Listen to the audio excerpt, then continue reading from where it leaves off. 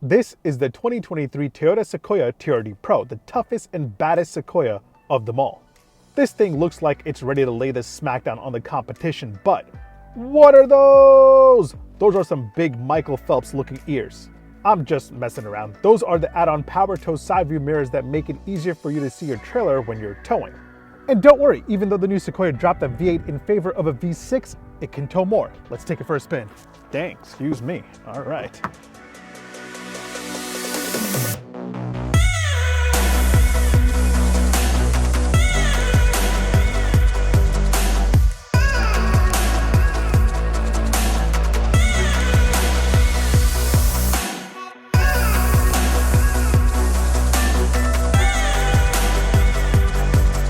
So yeah, Toyota has dropped the V8 in the Tundra and the Sequoia in favor of a V6, and that's got everyone all kinds of upset. It's almost like they stole their firstborn.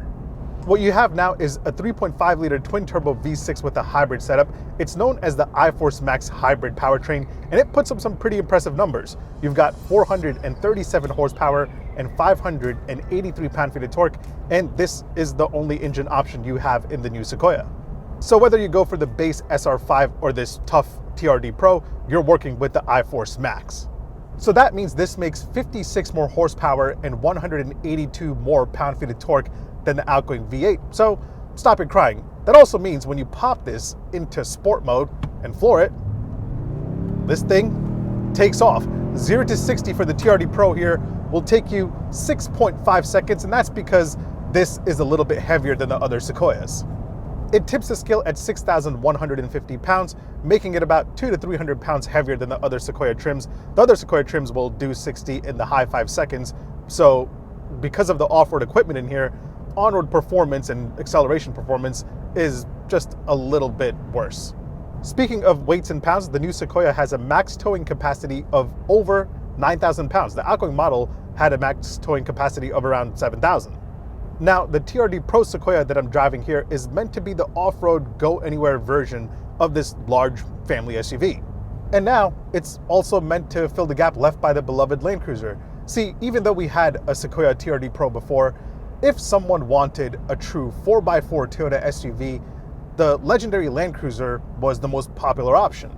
But Toyota no longer sells the Land Cruiser in the United States. Main reason being is that the sales were starting to fall and it was stealing buyers away from the Lexus LX.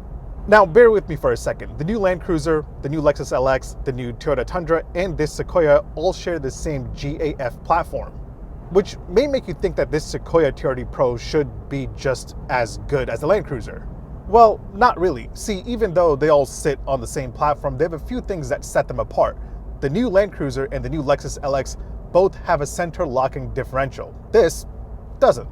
This has a selectable locking rear differential, a transfer case, and part-time four-wheel drive. Meaning most people will drive this around in two-wheel drive on a daily basis, and if they really need four-wheel drive, they can move it to 4-high or 4-low. So yeah, the new Land Cruiser that's sold on the other side of the world and the new Lexus LX 600 are better than this in that sense. Now the Sequoia TRD Pro here also has a multi-terrain select system that lets you pick between 5 modes, anything from sand, mud, or snow depending on the situation. It also has downhill assist to help you ease down steep hills, and crawl control, which is basically off-road cruise control. So yeah, this is capable for sure, but not as capable as its bigger brothers. That said, this also has a bunch of other things that help it do off-road things that off-roading enthusiasts love to do. It's got TRD-tuned Fox internal bypass shocks for those really rough trails. It's got a TRD skid plate in the front for protection in case you bang it off a giant rock. And then it rides on 18-inch BBS wheels that are wrapped in Falcon Wild Peak all-terrain tires. Now personally, I'm not that off-road adventure-loving type of enthusiast. I can't imagine myself driving into uncharted territory and driving around all these obstacles and having to set up camp for the night and all that crazy stuff. The only reason that I would buy the TRD Pro over the other Sequoia trims is because it looks freaking awesome. The new Sequoia itself is already a really handsome large SUV, one of the best looking in the segment in my opinion, but this TRD Pro trim looks so badass, especially in this solar octane color. It looks more aggressive than any other Sequoia. The front end has the Toyota Heritage grille that makes it look really tough.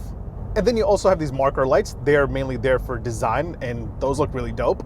And then you also have this TRD Pro light bar that you can turn on when you have your high beams on and scare the crap out of anyone in front of you.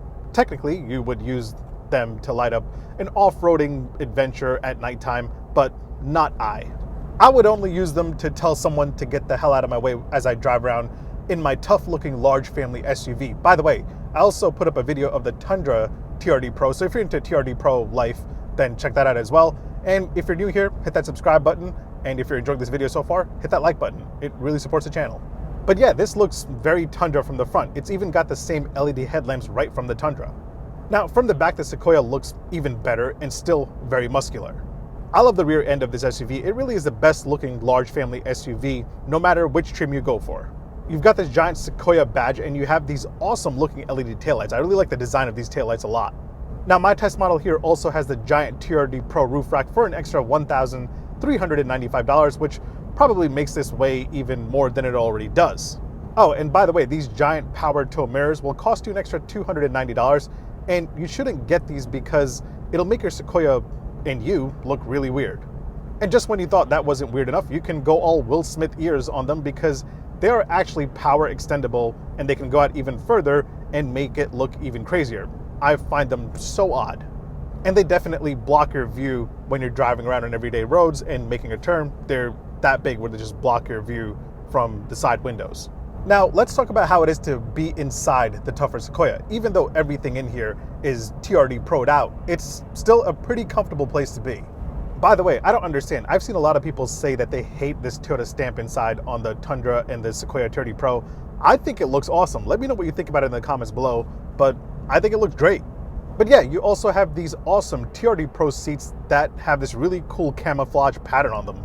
Both the driver and the passenger seat are power adjustable, so that's solid. On the TRD Pro, you get heated and ventilated seats as standard, so that won't cost you extra.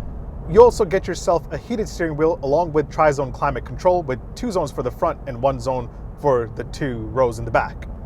Tech-wise, you've got this giant 14-inch touchscreen display with Toyota's new infotainment system, and it's a pretty solid system. You've got wireless Apple CarPlay and wireless Android Auto. However, navigation is part of a monthly subscription service, so you'll have to pay for it like you pay for Netflix. But overall, it's a pretty solid and simple system to operate. You've also got this digital gauge cluster display that's very informative and pretty clean, but it doesn't have a full-screen map view or a driver assist view like you do on the competition. The other screen that you have in here is this digital rear view mirror, but I did notice that you don't get a heads-up display, which is a bit odd to me because I would have loved to have a heads-up display in here, but you can't get it, not even as an option. Toyota couldn't even just grab it from Lexus, their giant heads-up display that they have, so that's not a thing. Nonetheless, you do get a bunch of other driver assist tech as a part of Toyota Safety Sense. You get adaptive cruise control and lane keep assist along with steering assist. You've got blind spot alert, cross traffic alert, automatic high beam alert, or any other alert that you're looking for. But the most annoying alert is this seatbelt sound. This is one of the most annoying seatbelt sounds that I've ever heard. And I get it. It's meant to make you put your seatbelt on, which it definitely does. Thank God. But yeah, you've also got yourself a really strong camera game in here because the TRD Pro gets the multi-terrain monitor system that basically lets you see any angle that you want, which of course is useful for when you're off-roading, but also very useful for the people that drive large SUVs around every single day and can never seem to park them properly. Speaking of every day, let's pull over and check out the everyday practicality that you have in this tough Sequoia. And let's start off by checking out the second and the third row. So hop in the second row and you're working with a total of 39.2 inches of legroom. I'm about 6 foot tall. That is my seating position. As you can see, I have a solid amount of room. Now, while this second row is still pretty spacious, competitors like the Tahoe and the Yukon will give you a little bit more, a total of 42 inches of legroom. And if you want a panoramic sunroof, you will have to pay an extra $600. If you don't, you just get that. And by the way, if you get the panoramic sunroof, I heard the headroom is kind of cut back, so make your decision based on that information. Other than that, you don't get heated or ventilated seats in the second row, not even as an option. You can get both though on the capstone trim. Nonetheless, you do get some hater shades in the second row, which, wow, I hooked it on the first try. Pretty nice. Now to get into the third row, you just pull this latch right here and the second row seat will fold down and lift up, giving you plenty of room to climb into the third row. Once you get back here, you have a total of 28.1 inches of legroom, which is a bit tight for somebody that's over 6 feet tall, But you can slide the third row forward and back a total of 6 inches to give yourself some more space, which that's pretty nice. And you can also recline the third row by using this button right here. Both of them recline, so you can get pretty comfortable back here. Now, the competition like the Tahoe and the Yukon will give you more legroom in the third row. Also, the headroom in the third row of the Sequoia is pretty small. Nonetheless, you do get peasant blockers in the third row, which I believe you don't get in the competition. So you got to figure out what's most important to you, your privacy or your legs. And since you're sitting so far away in the third row, they might even forget that you're even back here. So you can pull this little latch right here to get out and go live your life. All right, let's check out what kind of cargo space you're working with. To access the cargo area, you have 2 ways. You can hit this button right here, and that pops open this glass where you can kind of reach in and grab what you want. That's pretty convenient. But if you want to access everything, there's a button located under the Toyota logo. And once you get it opened, you're working with a total of 22.3 cubic feet behind the third row, 49 cubic feet behind the second row, and with both rows folded, you have 87 cubic feet. Now, that's not the most spacious in the segment, but the Tahoe has something innovative, and that's this shelf system. It's adjustable. You have 3 levels that you can set it to, and it can hold up to 220 pounds, so that's pretty convenient. 220 pounds, I think I could even sit on that shelf.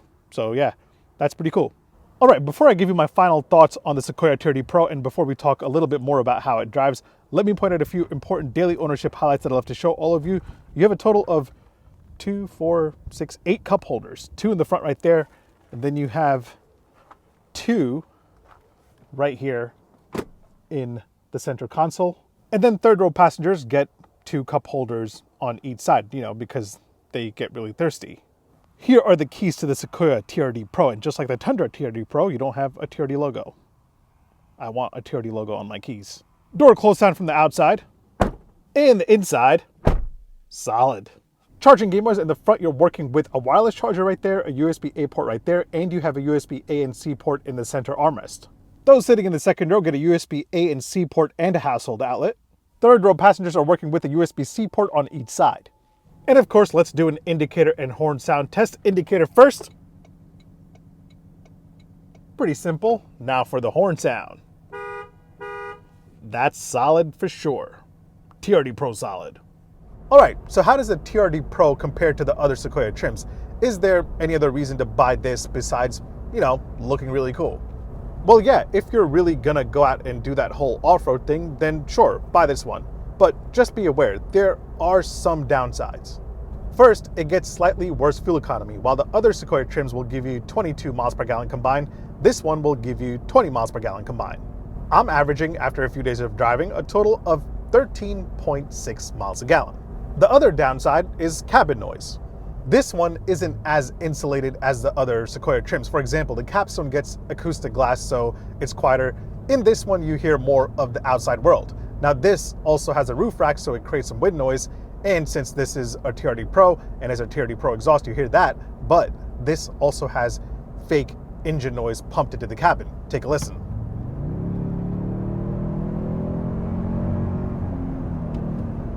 It actually sounds kind of cool, but you don't have paddle shifters to downshift and make it sound cooler. But yeah, if you don't like a lot of noise in your interior, then you might want to skip the TRD PRO part.